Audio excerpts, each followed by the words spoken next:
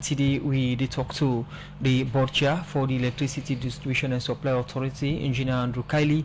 We go talk about plans them we then get for transform EDSA for improve electricity supply in the country. For Sekada, I want to welcome Engineer Andrew Keili at the program. Good morning and welcome to the program. Good morning, Salon. Good morning, Musa. Good morning, How are you? Well, for instead August 2024, President BOB appoints Engineer Andrew Keili as board chair for the Electricity Distribution and Supply Authority with EDSA. Almost 1 year into office, today Andrew Keili will tell Salon people what they do achieve as board and also talk about their mandates and what next. Once again, good morning, Engineer. Good morning, Musa. Yes, this is the first time we host you as the board chair for the Electricity Distribution and Supply Authority, EDSA. And last year, August 2024, you get your appointments. How we done Alex so far since then to now? Well, as expected, very challenging because not a sector we new to me. I'd done in the sector for long, but I know about the problems at the sector and easy for solve. But I've been facing I want for be part of the solution. I know say EDSA problems not going to be solved entirely short term, but in the medium to long term, then get a good plan for the energy sector. So I'll be on for be part of this transformation. It's been very challenging.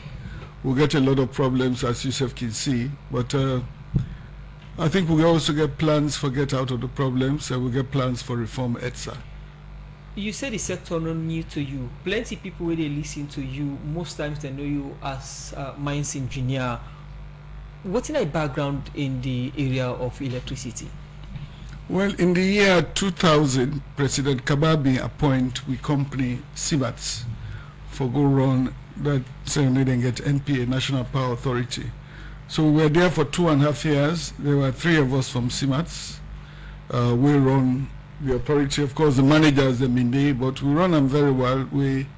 After the 2.5 years, the status changed from unsatisfactory to highly satisfactory, and we make some changes. But then we realized, not to win at the solution, we need for look longer term and get private sector participation. But even after that, my company CIMATS, of which me a managing director, don't do a lot of consultancy work in the energy sector, both on policies and both on practical aspects of transmission and distribution. So I get a good background, especially on policy issues with the energy policy. We have been the lead consultant for the first energy policy, we're being funded by UNECA, Energy Policy for Sierra Leone. Then the last one where Mrs. Stevens do, CIMATS was also involved. So we don't involve in a lot of policy issues at the sector. So with all this experience where you get in the energy sector, then President Bio inside last year be appointed for be the board chair of EDSA, and we all see the challenge with the energy sector on the gates. Before we come to them challenge them, take me through within the work of the board na EDSA. Well, you know how the energy sector is structured now, because President Bio himself now is the minister, but of course you get Dr. Kande Yumkela at the head of the governance council with 2 deputy ministers. The board actually they get oversight of EDSA. You get a management of EDSA where they run EDSA. The board they make sure say they manage them well, then keep to budget, then keep to the policies that we laid out, provide oversight if things go wrong, then correct them. Help for make plans for the sector. So that just like any board now, an institution where basically you allow the institution for run, but then you get checks and balances when I provide oversight. For example, we get for approve them budget. We get for approve sub-appointments them into management. We get for approve the plans and we then get whatever policy directives we get from government. We get for make sure say they implement them. We get for exercise what they call a fiduciary responsibility over the institution. Make sure say the institution is run well, then keep to good corporate governance practices. So the board they really has an oversight body. So since when you take up office, how we know it's like for the board and the Ministry of Energy, because you rightly talk about policy, budget approval and all that in them. Well, we don't work very well. As you say, it's a strange structure because most ministries, then we get directly a minister and deputy ministers. Then under them, if you get parastatals, then you get board and members of management. When they make changes to the sector, President himself, because he considered the energy sector important, he became the minister.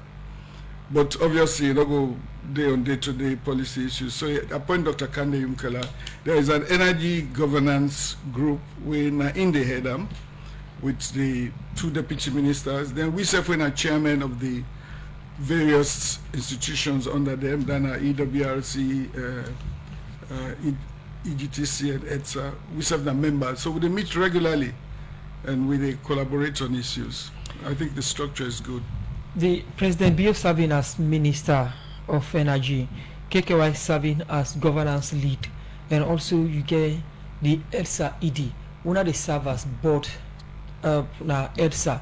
How do they relate to the 3 body and how do they navigate within them for perform una oversight and una functions? It work very well because with the whole regular meetings of the Energy Governance Council where Dr. Yumkela the head, we get forum them all they meet, we get meetings all the whole, then they apprise we of everything we get for happen, government policy, the plans that we can get for the future. And also they provide opportunity for the heads of the various institutions for meets the members of the board, the board chairman. Because for example, I get a good relationship with the EGTC chair, because I then get for provide with power, you know, then therefore handle the transmission part. So whatever then they do go affect we. We have a good relationship with the EWRC because then they regulate how much we, the tariff, within the actions that we will take. But even though they don't unbundle the sector, because first you know say that be MPA, now you get 3 bodies, but they work very well. It very much depends on the laws that we laid out and the personalities, but they get along very well. Is it that we get a complex energy governance sector now with the kind of structure they exist now? Not really, because President Bio is very interested in the energy sector, and occasionally with the governance structure we go meet them and they keep abreast with what they happen. He also really get a vision for energy in Sierra Leone, so obviously not to the vision cover not only Freetown but the whole country, and they get a wider long-term perspective of how he wants for Sierra Leone in 2030 with energy, a long-term vision. So even apart from the long-term aspects of it, day-to-day operations, he quite stay abreast with what they happen. You can ask me questions about what they happen with Moyamba Power, what they happen with this, how come this project don't take. He's quite abreast with it, and they work well. So as my colleague rightly asked about the different body them and how now don't they work the kind of relationship. So I intend like for now for sister able for give support so that the ministry go able for function well, more especially for the challenge them where the ministry gets. As you know, the ministry in remits very wide. Apart from the EDSA, EGTC, WRC, where they deal mainly with large areas, ministry get for look at rural electrification and go look at mini grids, they get for look at policy issues. The ministry actually, they're more for policy issues. Then they provide oversight for we, but then they're not interfering to day-to-day management, but then they give policy directives. This na so one go, na so the country one go. Now this amount of power want limitations. This in whatever government go give na the policy for this for be so and so. So the policy directives were laid out. Now we they follow, but the ministry there for policy, we there for actually implementation, we and the management. So during this implementation process and the ministry there for policy and all, how we don't tell like for work, because we don't see plenty board them, the board chair, the ministry and the head and not can meet up. So I don't tell like for now talking about the energy sector. It's been fantastic because I even know just not to just EDSA but even EGTC, because the person with the head, Engineer Alpha, and my personal friend as well. I know say everybody they keep to in functions. Obviously, they give policy directives we get for carry them out. So we get along very well with the governance structure. And they're not just imposed by we they get energy governance meetings, then they rationalize the issues. So it's working well. With me, with the board and management, I get a very good board. The board comprises representatives from various institutions. Institution of Engineers, Manufacturers Association, Chamber of Commerce, Consumer Association, all the major people that way say go provide oversight, and they're very good. And we they check on things. We very hard with management, but management self to an extent depends some largely cooperative, but we not go deep down and interfere into day-to-day operations. But we work well. Mentioning some membership of the board, Yeah. what are the full composition of the board? Would are the part of names or institutions? Well, I'm a call so because me appointed by the president. They say the chairman for be somebody who know about energy issues, but then you get institution of engineers because obviously it's an engineering institution. Manufacturers Association, power very important for manufacturers. Consumer Association, then they seek the interest of the consumers. Chamber of Commerce, business system, all kind of business system, they use power. Then you get the permanent secretary, where they represent the interests of the ministry, and the director general as a member of the board. So it's working quite well. How would I compose the board? Would I compose the board and how we compose? Oh no, the other institutions, they nominate them, the members, then present them to government. So then the nominees, if they're approved by government, then go through parliament. You talk about relationship with the one them we work with. The energy governance lead now, Dr. Kande Kole Yeah. and you get a personal relationship with them. This relationship in any way don't help the energy sector in terms of the work between the energy lead and also the board. Yeah, Dr. Yumkela and me, so we go a long way. We go a long way back, not to recent association. The association we don't start from CKC, so to say it proceed to other things. And right now, me and they work together very well.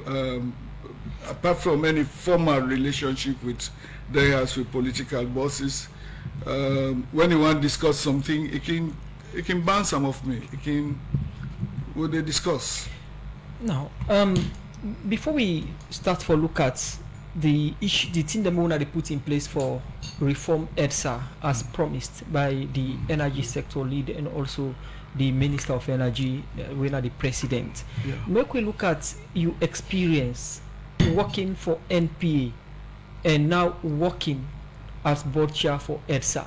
I can compare them to experience them, and I can talk about the transition. You think say the transition paid off, or if I don't left as NPA? Well, I know say Boku people get criticism for EDSA, and a lot of them justified. I know come here for defend EDSA, but what I can say is that whatever you thinking, the energy sector don't change a lot. In 2000, when we take over, the blackouts been there in this town, no light no been there. So even when we managed to get the power up to 10 megawatts, it was a big joy, if it's slightly over 10 megawatts. Because you remember when internet we get Suza 1, Suza this, Suza 8, and so on. And a lot of people don't get access to energy. When you consider, say, over that period, the access to energy don't increase from 10-15% to 36%. Whatever the failings, na big improvement. The thing is, when you start from a very low base situation, you go up. You always get frustration because you're not ever able to satisfy the demands of people. And the thing about energy, as much as you produce, the more you produce, the more people they want. So it's improved. Now we've been recommending them get private sector participation. They not go that route they directly. They come, then get management contractors. But when management contractors can then work, then go back, the situation still come So back. for you, pay off for transition. The transition, not bad. They unbundle. And there was a good reason for unbundling, where NPA divide into EGTC, EDSA, EWRC. There was a need for an independent regulator. Because you remember, the sector don't change now. First time, NPA self they produce in own power. Now, and then at the vogue now, a lot of other countries, them you get independent power producers. So for men and come in, definitely you need a sector regulator. And then independent power producers, them depending on the one way you choose, they provide power. And if you choose well, then you provide power relatively cheap. And in some instances, even cheaper than one safety producer. Okay. So it's not bad. See, they show a lot of interest. But before private sector come, we don't need to make a lot of changes. Before we come to the other changes, let's talk about this private sector for run EDSA. Yeah. Explain to we listeners and viewers, they make them understand how private sector for can run EDSA. Okay, I mean, then they talk about privatization of EDSA for a very long time, since 2000, where will be the NPA. Because we know, say, there are good reasons why it's nice to get private sector participation in EDSA. Because one, EDSA no get money. For a very long time, we need big investment where we know they get into the sector. Number two, they in line with the reform. If they get bad habits, they go still want to continue with them. And there are people who found one thing performance-wise, so probably not they do their work very well. If, for example, you assess the commercial section and you see, say, well, the revenue where they come in, good, did they go down? Or you watch the performance in terms of installing meters, good. Or you watch the performance in terms of outages, this disruptive behavior of the electricity and so on. You watch all of them and the people that were there at the sections, and you don't set performance indicators for them. If they're not meet them and you don't try, then obviously you have to make changes within the organization. So then people are not one day part of the reform? Well, I'm not going to say that everybody will sort of acts out of the organization, be it permanently or temporarily, whilst investigations are going on. There's a good reason for that, and each one gets a own specific reasoning. But I just to tell you in general that when they undergo reform, you not go just keep the old stuff with the old ways. Obviously, everybody knows, say, waiting they happen at EDSA, and me go own up to that. But it's all stakeholders and get problems. We now they pay for electricity, we not get problem. We self within the institution get problems. So what we they do, the one the way we think say get problems within the institution, we in we own opinion no one for change. I think say that we responsibility for go through due process and get them out of the organization. Whose role will they play in terms of scrutinizing? Because when the release come up from State House, they say the president don't approve. Yes. The sacking of the ED, the Director General and the Deputy Director General, and also approve the suspension of the other functionaries or line managers. Then, whose role will they play in terms of weeding out the one that we think say not ready it's for transformation? Well, the board of INSEF can decide, say, this department not they perform well. And after you give the people in due trial, you get right for recommend based on due process, then termination or transfer. The board get right for do that. Then go work in concert with management. Government self, the policy level, then get right for tell we say the performance of the institution not good. So WUNA as a board, WUNA look at how WUNA get for make changes. But implementing whatever changes, that the responsibility of the board. And you see, say them pass that responsibility to the board. Elsa, you think saying a system gets the issue on individuals? Now, system and individuals, the ideals of EDSA. But the system itself, they hold you back because the system is bad. Put in place for CC, then can't see no happen again. Well, we we obviously they provide financial oversight over the institution. I mean, we get subcommittees of the board, we get budgets where they keep to, we get cappings of expenditure where various people then can do. So in terms of money leakages as such, over towards them, not really did that much. I mean, if you talk about leakages in terms of corruption, waiting to happen with billing, with commercial section, obviously with all the problems that we listed down, yes, that need to occur. It will occur because of various reasons. One, we get problem with metering, we get problem with billing, we get problem with keeping to with standard operating practices, but they try for correct that. Part of the reforms where they go on now, we don't get embedded advisors, then they come in from outside. Tetra Tech being they funded by USAID, Deloitte they now funded by British FCDO. They come in and check pilot areas and look at the problems of where they occur. So we are aware of most of the problems that occur with metering, with billing, with bad practices, and we get good recommendations. What would they do now when for look for money for implement them? But we're well aware of that. Now, we are well aware of the leakages. When then talk about EDSA or government get for pay cap our ship, or also we get thermal plants them na places like Lunge, Lonsar, and other places they know they get light because then they say fear not available. People can doubt say, what in EDSA they do with the money we will buy to pop with? What in the board don't discover in that aspects then? May I tell you something? With the tariff we they charge, right? Even if we collect 100% of what we collect, we will still maybe the economics will still dicey. But what in they happen now? EDSA they lost 50% of the power what they provide. We then provide power to we by the 50% through technical and commercial losses. Technical losses and then losses the way they find at the distribution system. Most of the transformers they're overloaded, they or which operation is high.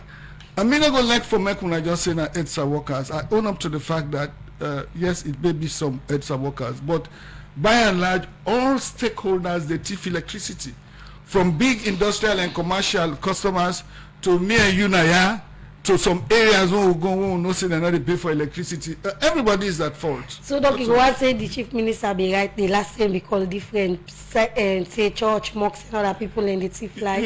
You know, I don't watch the issue of what they happen with revenue collection, where they can call people them, where they suspect say they illegally abstract electricity. I can tell you, say nobody, no group of people not exempt. No group of people not exempt. I'm not going to let for accuse anybody in particular, but no group of people not exempt. Anybody not make holier than thou. We all mandative electricity, and this has to stop. So now that makes sense. We put some of the reforms so they put in place. We don't go meet Chief Justice. You can see we go Dr. Keili about 2 weeks ago. They try for set up a special electricity court. They try for go to law officers department for more revise the electricity act. For make a more punitive way to electricity. We are looking at some of these things. When we come back to you, we look at the measures them we they put in place for reduced commercial and technical loss na EDSA. In name na engineer Andrew Keili in the board chair for the Electricity Distribution and Supply Authority EDSA. Today they said the program they talk about reforms them we then they put in place for improve light business at the country. The program na Good Morning Saloon. We go for a short break. We can continue for look at more issues. Very expensive. Cap power, other thermal, even the one they will get a Black Hole Road and King Tom. We get a new solar project. Now you get respite project, a 40 megawatt project. Now Newton and Lunge. You get Makot Solar, they come. You get Kamakwe. So a lot of them and they then come in. It will make power cheaper because solar much cheaper. Then you also get, I've been mentioned, but embedded advisors will get within EDSA from Deloitte and Tetra Tech. They don't look at pilot areas. We know all the problems that they occur. For example, with T4 customers, where customers will account for only a small percentage of the customers, but then they account for 40% of EDSA revenue. We'll get for go after them and then they will get reforms within EDSA. We don't set up a new planning unit, a new project management unit. We also, with World Bank money, don't get a chief operating officer when a Nigerian, 90 acts as Director General. So there are reforms taking place in the commercial sector, in the financial sector, in the management of EDSA. All these reforms now for achieve the objectives they are with Adon State. And we're not going to solve all the problems. The problems have been with us for a very long time. But at least we will kike up and say, when the private sector partner come in, hopefully by end of year or early next year, these reforms will still be ongoing. The private sector partner will bring in more money now for push the reform forward, but donor-funded projects are where they go on. I say go authority. I say I've been facing the see difference, man. I say, but oh yeah, not the same story, man. I say not the same old story no more. I say mobile coming, I say then this they do what in they want, and now they want them. I say nobody, not the way they talk about citizens themselves get right, no sorry for them. I say this thing go just grab no more pie. I say they raise price up without they not telling nobody. I say did nobody notice. I say then do as one accord. Now I say I say I no blame them. I say they no get fault. I say but wait and say. Which man carries a table, check the much bolder than the inside. I say, done before the contest for saying they go, and if they go panda in flag bearer ship way name. I say, the cable car for don cable. Me, not the honor work about. Well, from Walkabout, we can look at one messages that we don't send on 077 981 981 and our Facebook page. The very first one I will take this one say, good morning, Radio Democracy. Dr. Keili, I want to know how are the mini solar grids around the country regulated and supervised, and the current problems with the Buajebu mini solar grid. And this one, they say, what strategy do you employ in implementing the policies given by the ministry, especially in weighting out the base load capacity of the power grid as to the outputs needed to function in needed areas?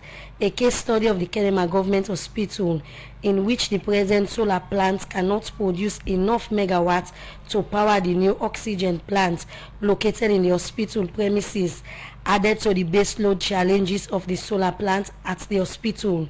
The minister has just announced that a new CT scanning machine will be deployed in the hospital facility. How can this be managed, sir? Can you look into this situation? This one from Maxen and England. We say lately the electricity supply has been blamed for fire incident in the country.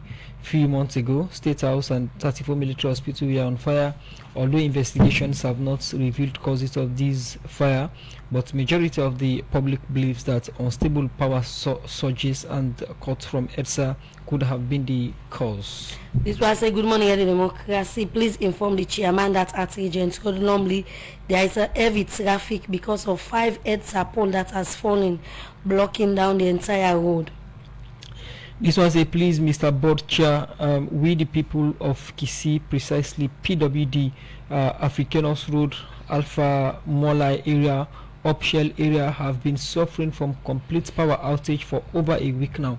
So please send your engineers to solve the problem, as people are suffering immense financial loss from Mr. Bana Kisi. C for All don't provide funding, and then don't electrify a lot of the major hospitals now. We then get solar. And then we'll continue with that project day.